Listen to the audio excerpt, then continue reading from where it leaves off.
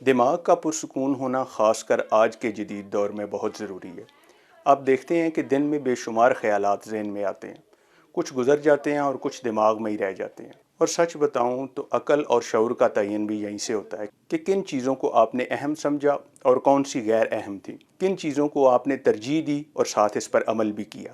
کچھ چیزیں ایسی بھی ذہن میں آتی ہیں جو اوٹ پٹانگ قسم کی ہوتی ہیں، جن پر دھیان نہ دینا بہتر ہوتا ہے۔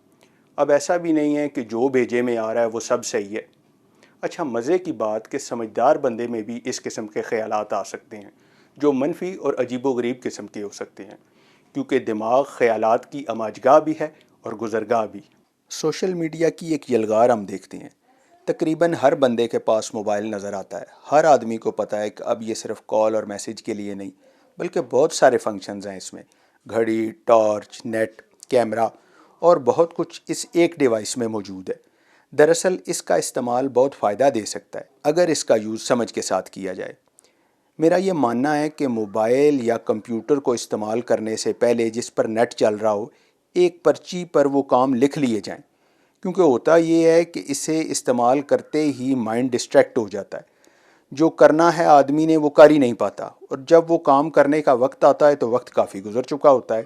ایک کاغذ، ایک پرچی پر لکھے ہوئے کام سب سے پہلے نپٹائے جائیں، اور اس کا پازیٹیو یوز کیا جانا چاہیے۔ سوشلائزنگ ٹھیک ہے، مگر وہ بامقصد ہونی چاہیے، پھر یہ ٹیکنالوجیز انتہائی ہیلپ فل ہوتی ہیں۔ مثبت سوچ انسان کے بیڑے پار کروا دیتی ہے۔ بزرگ کہتے تھے جس نے جوانی سنبھال لی اس نے اپنی ساری زندگی سنبھال لی۔ یہ ایسا ٹائم پیریڈ ہوتا ہے کہ تمام چیزوں پر عروج ہوتا ہے، سب کچھ کر گزرنے کو دل کرتا ہے، اور اگر اس ٹائم پر مثبت انداز سے چلا جائے تو نتیجے ساتھ ساتھ آنے لگ جاتے ہیں۔ آپ دیکھیں گے کہ کائنات کے بننے کے بعد تمام چیزیں اپنی اصل حالت میں نہیں ہیں، بلکہ بکھری پڑی ہیں۔ لوہا موجود ہے مگر وہ پروسیس ہو کر چیزیں بنیں گی۔ لکڑی بھی ہے، وہ ایک عمل سے گزر کر فرنیچر اور کئی دوسری جگہوں پر کام آئے گی۔ ایک فلاسفر نے کیا خوب کہا ہے کہ اس دنیا میں آ کر ہم نے بکھری ہوئی چیزوں کو منظم کرنا ہے۔ آدمی فضول جھنجھٹوں میں نہ پڑے تو زندگی آسان ہو جاتی ہے۔ اب ہر کام میں اپنے آپ کو الجھایا ہو تو ذہنی سکون کہاں سے ملے گا؟ کون سا کام کرنا ہے، کتنا کرنا ہے، کتنی دیر تک کرنا ہے، یہ طے ہونا چاہیے۔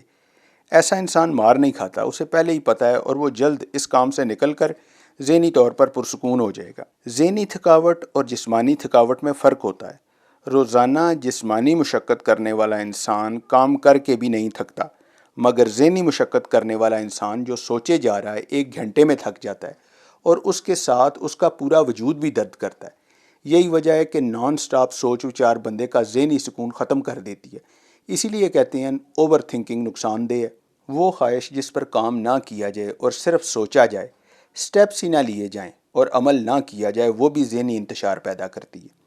دماغی بے چینی کو اگر ختم کرنا ہے تو ہمیں مصنوعی زندگی سے باہر آنا پڑے گا، واک اور ورزش کرنی پڑے گی، جلدی بستر پر جانا ہوگا تاکہ نیند آئے، جنک فوڈ کو بہت کم کرنا پڑے گا۔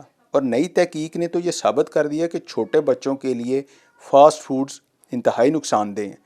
دراصل یہ تمام ہیبٹس ہیں۔ عادات تبدیل کرنے کی جب بات ہوتی ہے تو کہا جاتا ہے کہ اپنی عادات بدلنا ایسے ہے جیسے اپنے ہاتھ سے اپنی سکن ادھیڑنا، یعنی اتنا مشکل کام ہے۔ کچھ بھی کہیں، صرف چند دنوں میں عادات کو تبدیل کیا جا سکتا ہے۔